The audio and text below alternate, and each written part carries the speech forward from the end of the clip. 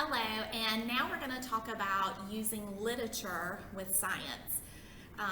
English language arts is one of my favorite subjects to teach, and so I love to integrate books when I'm teaching science.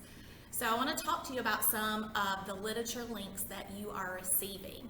The first thing that you're going to be getting is a digital book, and it's a digital Ames book that has lots of science activities that we will be showing you throughout the demos. Another book you're getting is called The Wondrous Workings of Planet Earth. And this is a beautiful book for kids to just explore on their own. It shows different ecosystems, food chains, food webs. You could also set this up in a science station, maybe not this year, but hopefully in the future. Another book you're getting is What If There Were No Bees?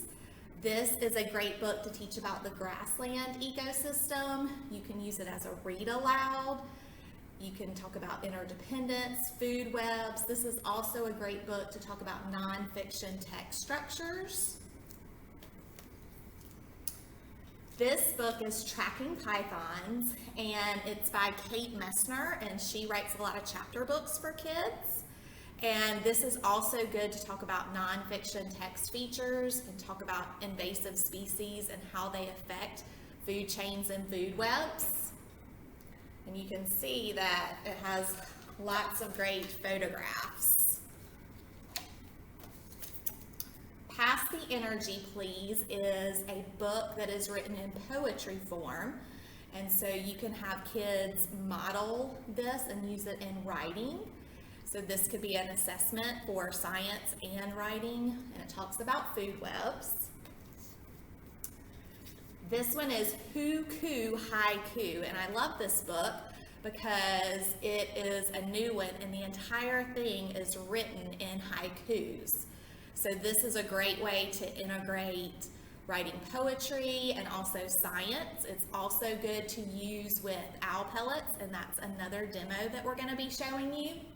And of course, you can always have students write their haikus. And another great thing about this book is that you can talk about how illustrations also tell a majority of the story.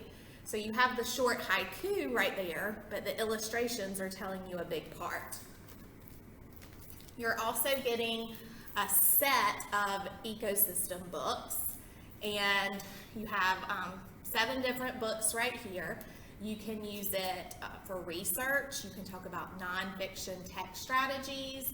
You can just have these displayed during your ecosystem unit for kids just to go and read in their spare time. So another teacher book that you're getting is called Uncovering Student Ideas, Formative Assessment Probes. Now, the great thing about this book is it gives strategies for specific topics. So in here, it's not just ecosystems. You'll find some on matter and landforms, but they can all be adapted to whatever content you are teaching. So it's a great way to find out what students already know. You can also use this as summative assessments, and they're great thinking strategies. Another teacher book you're getting this is called Picture Perfect STEM Lessons, and it gives lesson plans for specific picture books. So again, this one is similar to the last one in that it's not just ecosystem books. So this you can use throughout your whole year. It's organized, it has lessons organized using the 5 E's. It gives you activities, there are pages that you can use for copies, and it also has other ELA connections. Now, one of the lessons in this book actually goes with the next book you're getting, which is One Plastic Bag.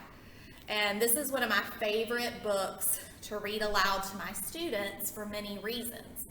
So it's about women in Gambia who actually recycle plastic that was littering their land, and they turn it into purses. And so you can use this book to talk about action and how small things can have big changes, because it completely changed life in their village. As George was talking about in Demo 1, he was talking about tableaus and using tableaus to teach English language arts. So you can also use tableaus when you're doing one plastic bag. So you can assign each group a different scene to portray, or you could have them choose their own. And the last book you're getting is One Small Square. We're going to be using this in a demo coming up. And it gives you instructions and activities, and it also shows you how to set up a science notebook. So I hope you enjoy these books as much as I do.